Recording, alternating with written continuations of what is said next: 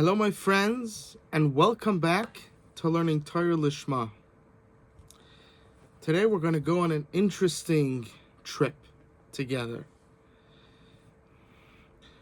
We're going to be talking about the English word ego. And why do I say that? Because in Lashon HaKodesh, in the Hebrew language, there are different words that we just use the English word ego for. But in Lashon HaKodesh, each word for ego has its own meaning. However, in the English language, ego is ego. You understand? The English language has its own definition of its own word, ego. You understand? We use it because it's the best word to use. And it's a very good word, you understand? But we have to understand that whenever we're translating, we are using the best words, but the actual meaning of the word could differ between the two languages, just like in any language. You understand? So why am I saying this? Because I want to point out, I want to go into the English understanding of the word ego. That's the point that I'm trying to bring out here.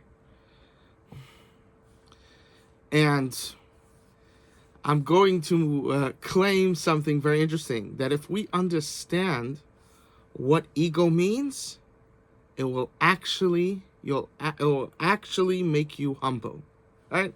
So how could that be, right? It sounds a contradiction over here. It sounds like a contradiction. Right? So my claim is that we're going to explain the word ego according to the English understanding. And by understanding the word ego, you're actually going to become humble.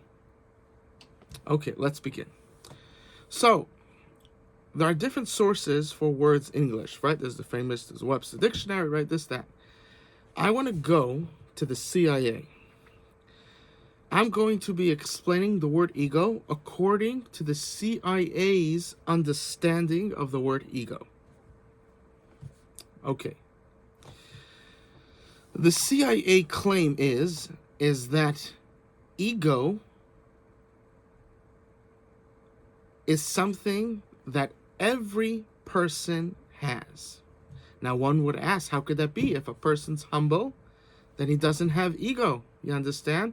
If a person's a good person, he doesn't have ego, right? That's what a person would think, right? Ego is when a person's self-centered, when a person doesn't care about other people, right? This is what someone would think. However, the CIA's claim is that every person is egoistic. And its claim is it's not saying that every person is bad. That's not its claim. It's saying every person is egoistic, whether you're good or bad or somewhere in the middle. Its claim is that ego is a definite part of self. That's its claim. Now, question is, how do we continue from here? There's so much. Okay, let's first explain how this could be, right? How could ego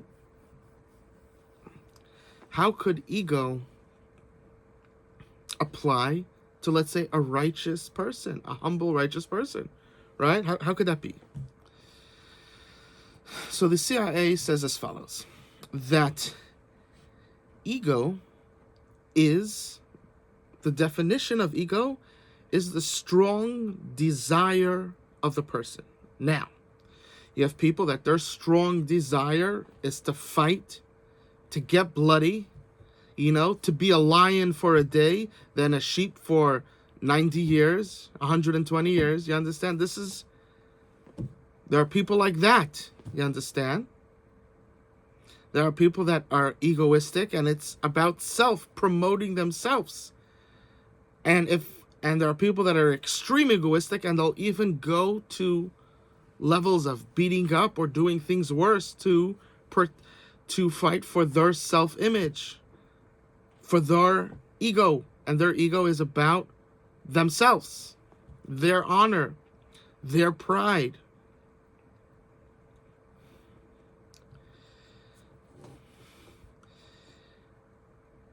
There are people that are egoistic about money. They want to be rich, and if you touch that, they attack you. Right? There are people that are egoistic about their name. If you make fun of them, they take that very seriously. The other people, okay, who cares, But that's not the only areas of ego. Ego is not just in the evil realm. It's not just in the good realm. It's not just in the middle. It's everywhere. And they're saying as follows, that ego, if a person is a person of kindness, he wants to help people, they're saying that's his ego. His ego is to help people. Whether if it's poverty, having a place to sleep, giving them food, whatever area of helping, that's their ego. There's people that want to help people psychologically, in a therapist type of way. They want to help people in that. There's people that want to help people with food, with sleeping. You understand? They want the people that want to help and get people to be able to support themselves. There's people different. So the person's ego is to help, is to do good. That is his ego. Okay.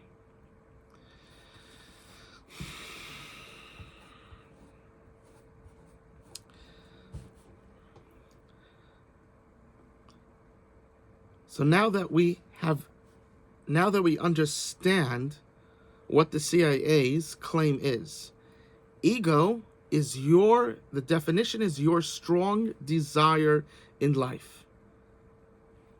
Okay, now why is this important to the CIA?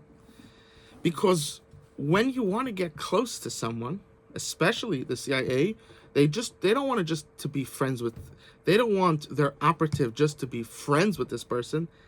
They want that their operative to become, the deepest, the best, most deepest friend of that person, right? That's what we find many times, that people that work in this field, let's say that, right, there's many stories about people in this field, and they actually do become good friends. That first of all, the person that they were spying on, even though they might be in jail, they're saying that guy was my best friend. They're still claiming that, because that's what the CIA is training them to do, to become best friends, the most deepest level of friend with that person. And therefore, even if they put that person in jail, that person is still thinking that person is the one and only true friend of me, even though that person that they're talking about put them in jail. You understand how deep it goes? And sometimes also, a CIA agent, even though he's sticking to the law, but he's also saying that was also my best friend in the whole world. You understand? And sometimes it could lead to even further things, right? If they don't train them properly, that they actually do become best friends, and they don't do what, as a CIA operative, what they're supposed to do. You understand? Okay. Now,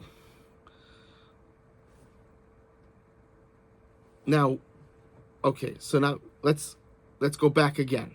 So why does the CIA want you as an operative to so the CIA has one of the things they're teaching you is to figure out the ego of that person. So you have a person, right? I know someone that he is just crazy over coding, right? You have to understand, the people can have different areas, Sometimes a person can have a few things that are very essential, right? He could be loves to do kindness, but he also loves programming. You understand? Doesn't have to be just one thing. So, as a CIA operative, if that's someone that you eventually want to get information to save your country from bombs, from missiles, from attacks, from suicide bombings, what would you do? So let's say you take a person that likes code. So you would talk to him about the great coders of the past, the creator of code, and you would talk to him about code, and he doesn't realize, or it could be he or she, whatever it is, we'll just use he doesn't realize that the reason why you're talking to him about this is because you see that this is something that he really loves to do. You understand? See, you don't tell the person, "Oh, I see you like coding." No, you never say those words. You talk about it, and now that it feels organic, and it feels like, just like I like coding, that person likes coding, and now you become, that level of friendship is deeper than you're both nice people, but you have different goals in life, right? This is very, very much the problem today, is that you could have two nice people, you understand, and people think, well, she's pretty, he's handsome, they're nice, let's put them together. But they don't realize that there's a lot of nice people, but there's a lot of different types of nice people, and they have to have similar desires in life, you understand? And that's when you see a divorce. Now, it could be, in a worse scenario, put, a good person with a bad person, right? It could be, but nice isn't enough. Isn't enough. You need to be compatible. Not the same, and not different, but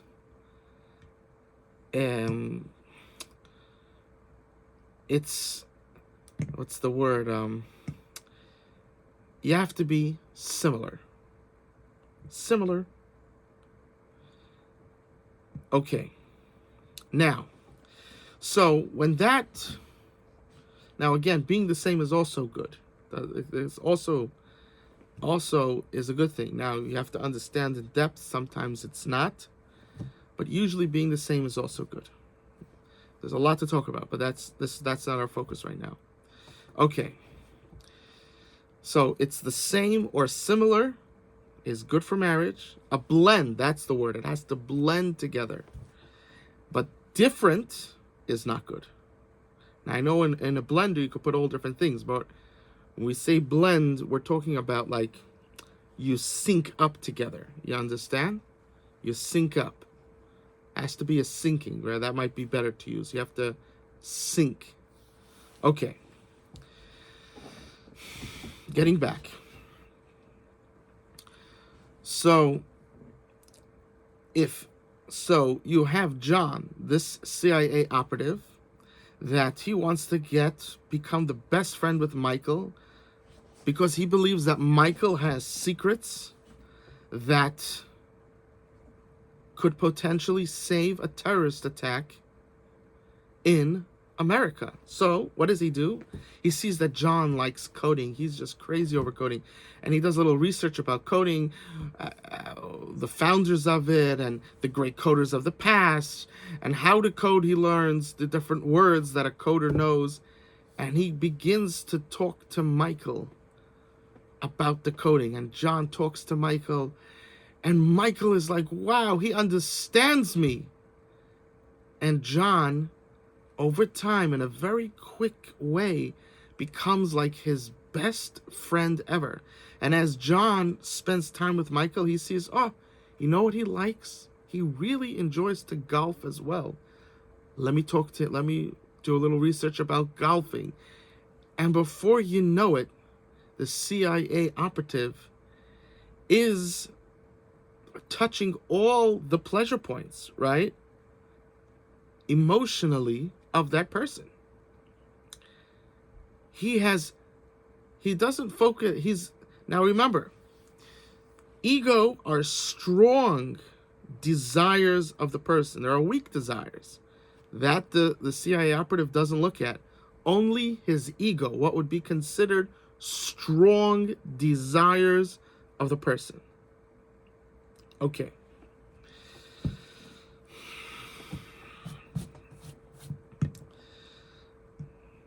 And now, within a very short time, this Michael believes that he could really just, tell everything to John. And John, right, another teaching of the CIA is to listen to 2/3 and speak 1/3. You want to listen a lot more than what you say. And that is very pleasurable for the other person.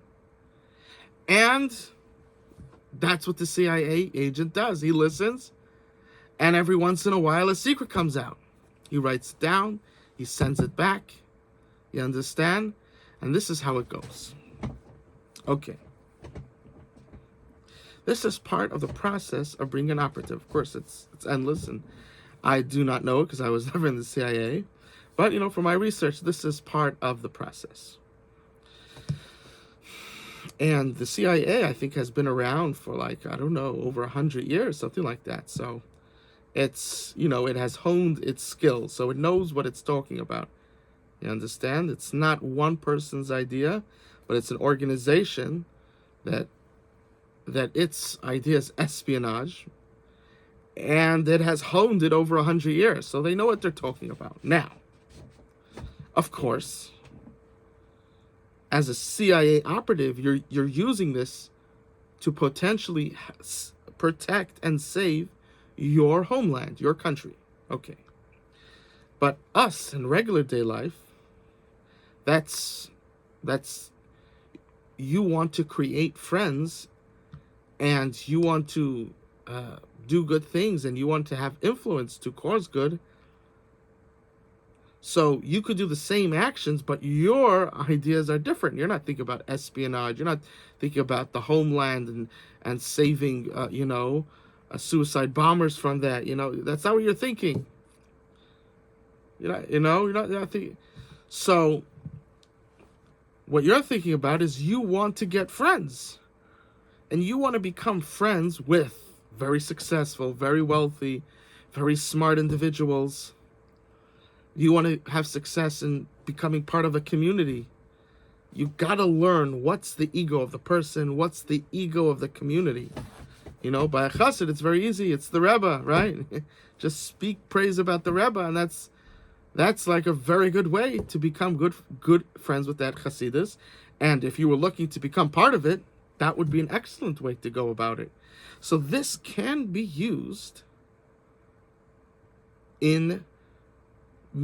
for many other things. You understand it? It's not something that's only for espionage. And that's really everything, right? Everything, depending on what you're trying to accomplish, hopefully it's a good thing. You understand? Wisdom could be used in a good way, in a bad way, in a protective way, you understand? In a kind way. There's all different ways to use wisdom. So when someone says, okay, so the CIA does this, what does it have to do with me? No. Everything that they do, you could use in your life to be successful in a marriage, to get a girl, to be successful with your kids, to be successful when it comes to money, to be successful with friends, to be successful in your community. Everything. It's all the same tools. It's all the same tools. But according to what you're trying to do, and again, we encourage people to want to do good, and that's what most people are trying to do, use it for good. And understand that method can be used in your life to make it better for yourself, to make it better for other people, to make it better for your family, to be good. You could use it in the good way, right? Making things better for you, that now you have friends, that's a good thing. But you also make your friends happy by playing to their ego. Okay. Now that we understand what ego means, now is how I'm going to show you that the word ego will actually make you humble. And that is that I'm just a parable to bring it out is you have a parent that just doesn't get along with one of their kids. It's always fighting and screaming. And they go to, a real therapist, you understand? Someone who has wisdom of life, not just someone that read books. Someone that went through life, has wisdom of life. A real person, a person that his guidance is from Hashem, from the holy books, not from, his whole basis is not from these people that were atheists. And you could read their stuff, but it all has to fit in to God, into the holy books. You understand? And if it doesn't, then it doesn't. You understand that that's not what you use. Okay. So a holy person, in the Lashon of Chazal call it, the sages call it, for the Orchos Tzadikim, it says, Roifei Neshamais, the healers of the soul. So I'll use that, The modern term of today is a psychologist, therapist, this type of things. But I just, most of them are bad. So, maybe I'll just go to the ancient way of saying, the healer of souls. Roifei Nefashos. So, let's say good. Nefashos is more the healer of the spirit. It's more that, it's the lowest part of the soul. That's the nefesh. So let's just use the word spirit. It might be, a bit more. It's never perfect, but it might be a bit more correct in the translation. So the healers of the spirit. If you would go to healer of the spirit and he would talk to you, he would explain to you what the word ego means. And then he would ask you, do you know what your child really likes? The parent would be humbled in most scenarios. They're constantly fighting. They're constantly arguing. And he says, no, I don't. Could you list me the top 3 things that your child really, really likes? They won't know. That's why they're arguing. Because the parent, in most scenarios, right?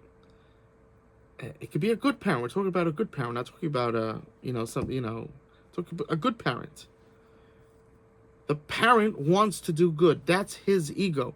He wants to feel good he wants to do good, and that good gives him good feelings that he's a good person.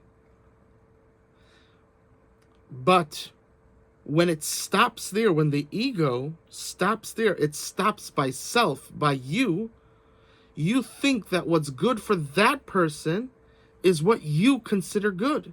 But the mistake that the parent's making is that this son, this daughter of theirs, what's good to them is different than what they consider good. We're not saying that they want something bad, evil. That's our next discussion. They also want something good, but their good is something different. And the parent is trying to force what they consider good because they can't see what's good to someone else. They don't see the other person. So egoistic is a person could get stuck in how they see the world And really, there's many different types of good and many combinations and many, many different things. You understand? And the person, there are many, many different ways that you could be of service to someone. You understand? And all the parent sees is what they want, and that's what they're fighting for, because that's how they feel good about themselves by doing this good. But this child is saying that that's not good, that's evil. And it's ruining their definition of themselves. So they fight with that child. No, it is good. No, it is good. And of course, they're not saying those words, but if you listen to all their arguments and everything, that's really what's happening. It's just, they're saying other words, but that's really the underlying thing. They're trying to prove that they are good because they think that that's what goodness can only be, what I think it is, self. And if you don't accept that, then you're saying I'm evil. And that the person can't accept because they define themselves as good. And they are good, but the problem is that their good ends by self, by themselves. And when you tell this to a parent, it's a way to open their minds, without, there's all, a person, you could always rough someone up and in that way open their mind, you understand, to break out of the bubble. But, people really don't want to do that. They want to be able to have a conversation with someone and open them up. And this is a way to do it.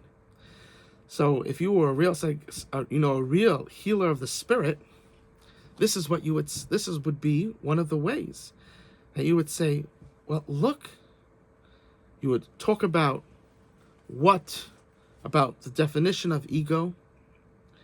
And then you would say, do you know the desires of your daughter, her top 3 desires?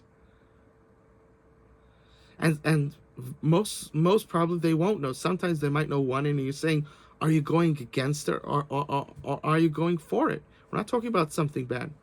A regular thing, a good thing, a regular thing. We're not talking about evil.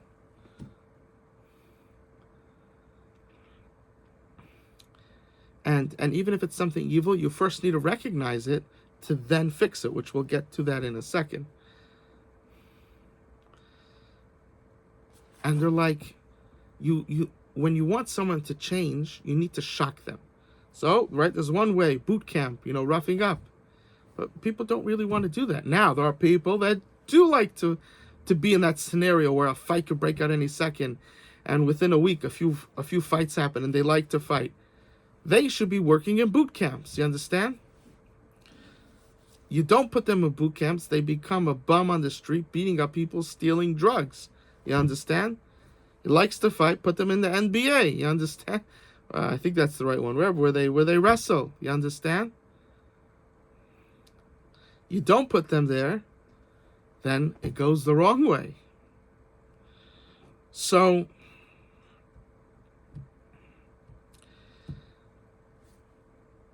this shocks the parent. They're like, wow.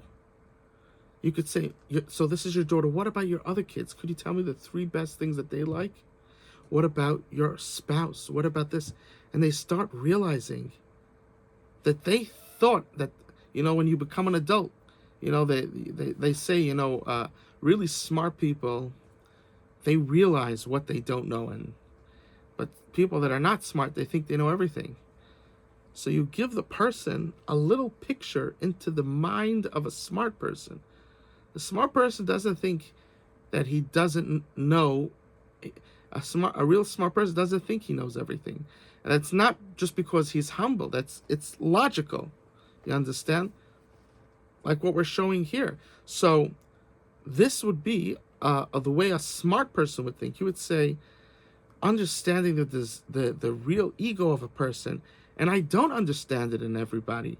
It skips me, and then they realize I'm actually I'm not the smartest person. You understand? I don't know everything.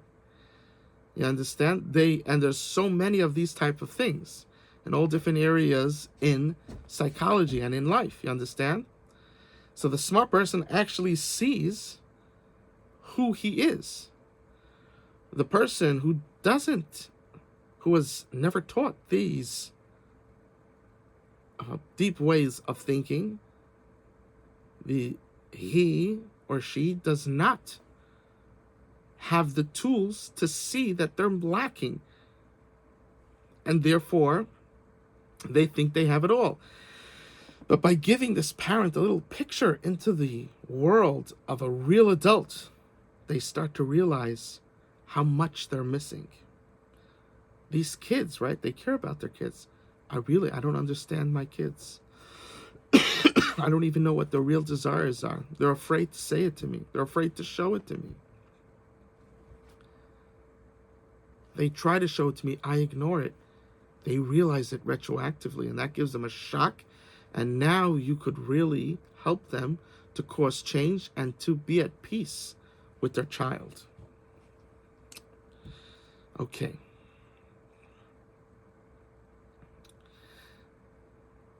Now, what happens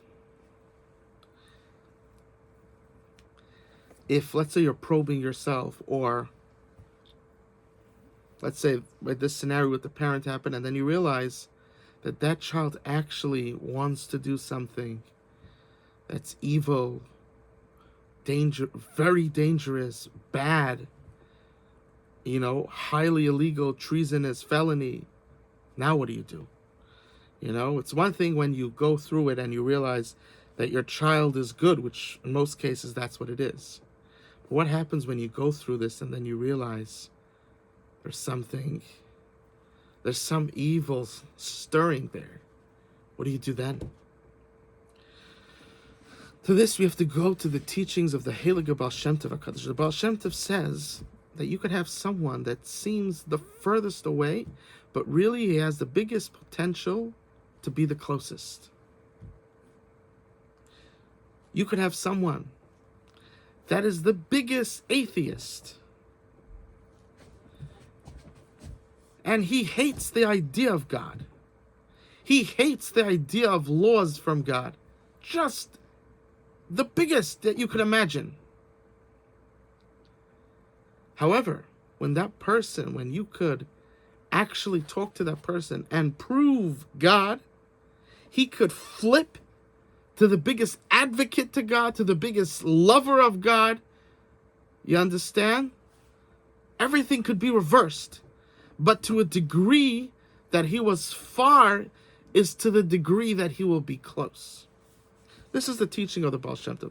So the Baal Shem Tov says that midas, right? Midas means a measurement, right? We call it good attributes. Midas means attributes. So you have midas tovas, good attributes, and midas rois, bad attributes. You understand?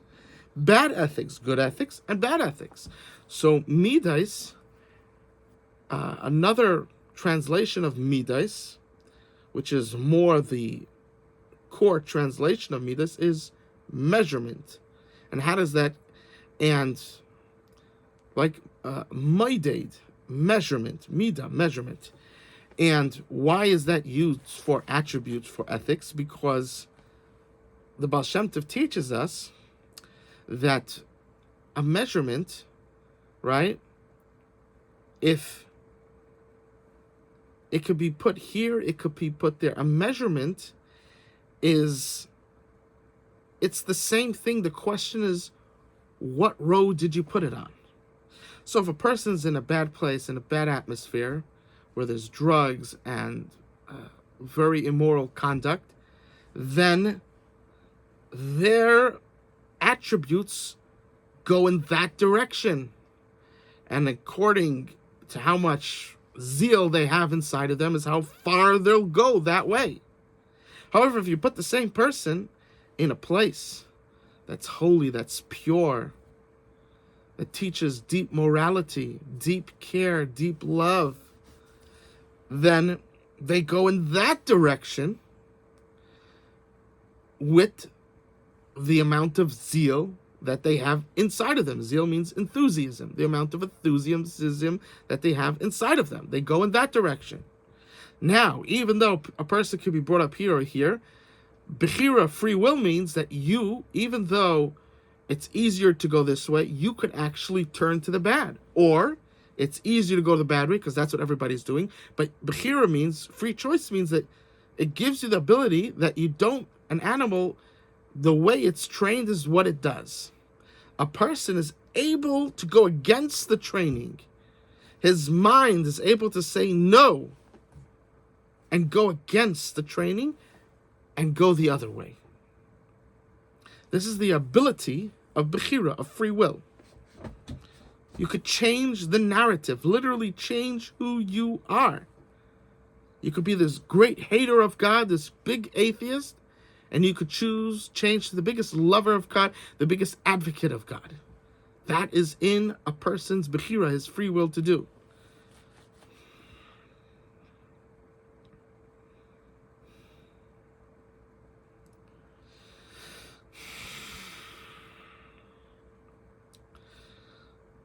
This is the great teaching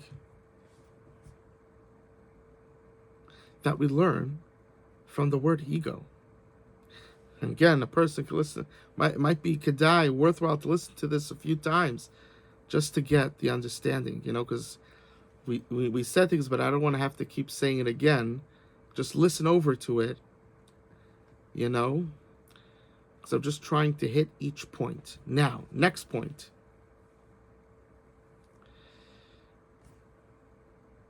When someone has a good ego, which is most people, right? They want to be kind. They want to be a source of good. You understand? They want to be financially successful for them, for their spouse, for their family. All these things. When a person has that ego, right?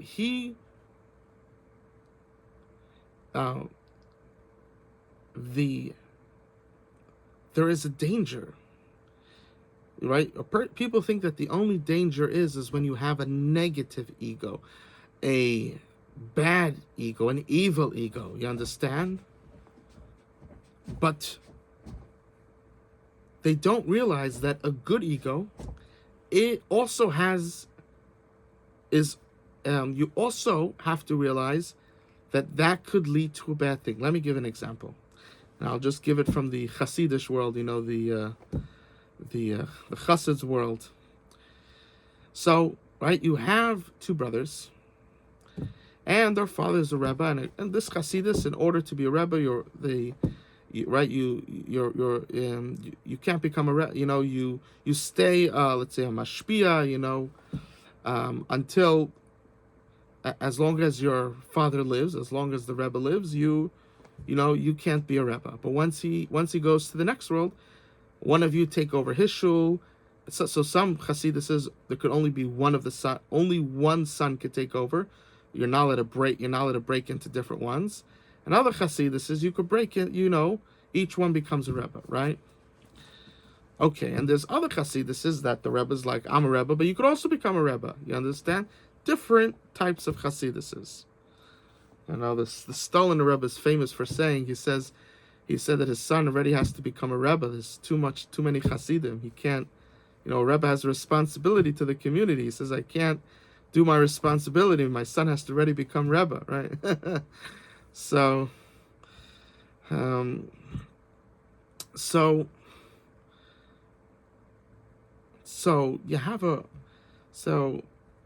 let's go to the most extreme scenario, right? There's only the most extreme. A Hasidus that believes that that you cannot become a Rebbe while your father, the Rebbe, is alive, and when he goes to the next world, only one of you could become Rebbe. Usually, it's the eldest son. That's usually how it works, unless the Rebbe specifies otherwise, right? Whatever the Rebbe says automatically goes. If he says this one is going to be Rebbe, if it's his oldest son, that's who it is. If it's his youngest, his middleest, that's what happens. But if the Rebbe doesn't say anything, which is usually the case, I think that's slowly changing, and I think that that's smart. But so many times happened already that the Rebbe was nifter and he didn't say who his successor is. So now he has a whole bunch of sons, and each one wants it. You understand? And sometimes we could see we sometimes see how a younger son, meaning they're all his sons, it would have gone to the oldest son, but somehow the younger son did a certain type of trick and got the Hasidus, and then the older son, you know, he lost the whole Hasidus, and sometimes they just stay like that, or what usually happens, if it's the oldest son that loses it, he usually ends up opening up another one, you understand? That's usually what ends up happening. You know, meaning if he loses it, not because his father said that his younger brother should have it, but because his father said nothing, and the younger one somehow got a Rebbe to say that he should be the next one, and that's how he got it. You understand? So now what happens is, so the family breaks apart when the Rebbe dies. Everybody that thinks that they could catch that mantle of Rebbe, they become possessed about getting it. And very ugly things happen, and even after it's decided who the Rebbe is going to be, the ones that didn't make it, some of them very often there'll be a fight for a very long time. And you're going to say, well, how could this be? These are two holy people, right? They learn their whole life in Kollel. They're learning their whole life. They never stepped out of the world of Torah. How did they turn into that type of person? Like as if God doesn't exist. As if you don't become Rebbe, you're a nothing. Maybe Hashem has different plans for you. How did they turn into that person? And the fights that happen in the family, how did that happen? Now, I do want to say that in a very quick way, this problem was seen, and it still needs improvement, but it has gotten in a very rapid pace much better. Let me just put it that way. You understand this? Okay, so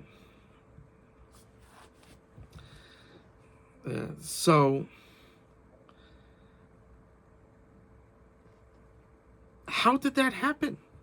And the answer is that those two brothers, right, could be brothers, those that, now don't speak to each other because that one got the Rebbe and he thinks that he should get it. They don't speak to each other because so let's say it's a younger brother that usurped, got a different Rebbe to say that he should be, and he got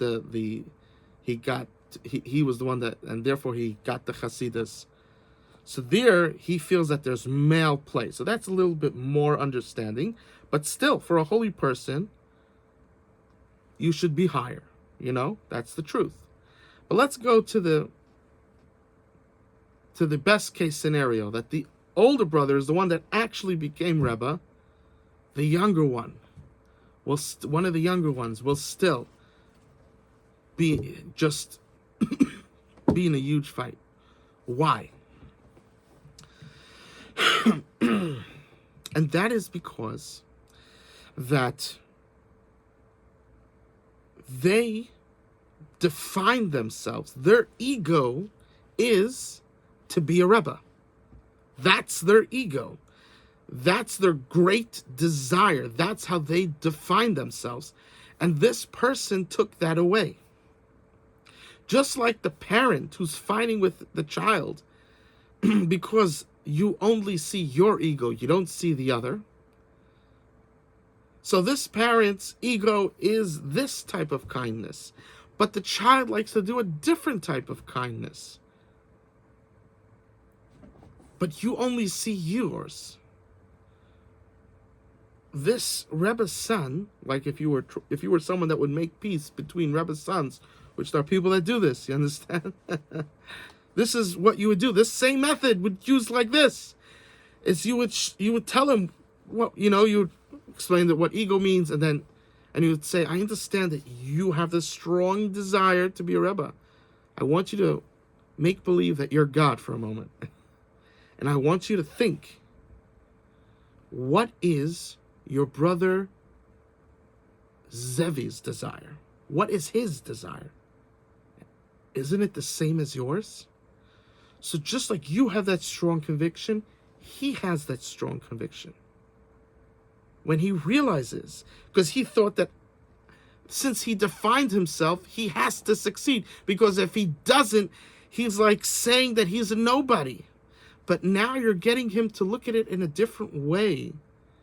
You could say, you get him to be able to see that the person who actually did become Rebbe, if he didn't become Rebbe, he would feel like he is a nobody. You get him to experience the emotion of the other person. And now there's fertile ground to begin. Now, you have to see what the scenario is, what that next step would be. But now there's that fertile ground.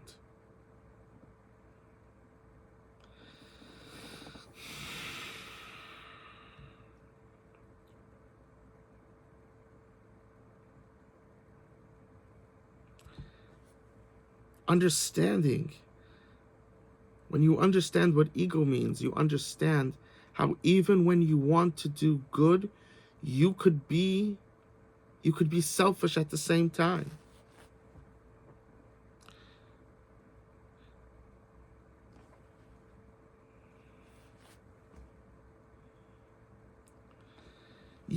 A selfish, we automatically thought that if you're egoistic, then you're selfish. No.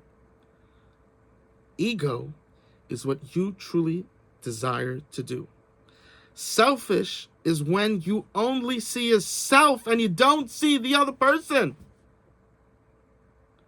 To fix someone, you have to get them to see the other person, to experience the other person. You tell them, make believe you're God for a second, right? So now there's no more you because you're God, right? And it's, you could do that, or you could do, that's personally how I would do it. But if you want to do a lesser way, you could say, make believe, that you're, that you're someone that came in a time machine from 1,000 years ago. You understand? Make believe you're not the person who you are now. You could do that also, you understand? Okay. You need to get them to see the other. So it's not that there's a selfish egoist. You understand? An egoistic person who's selfish. In the good. He only sees good in his way. And since he doesn't see another person's good, when you say that for you his good is not good, he equates that to say that I'm worthless, that my good is bad, and therefore he can't accept it because of his selfishness. You need to show him how to see someone else's ego, someone else's great desires.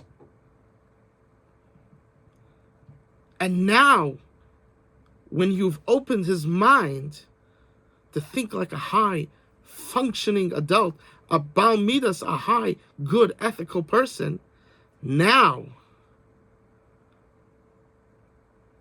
there is big potential for great, good change.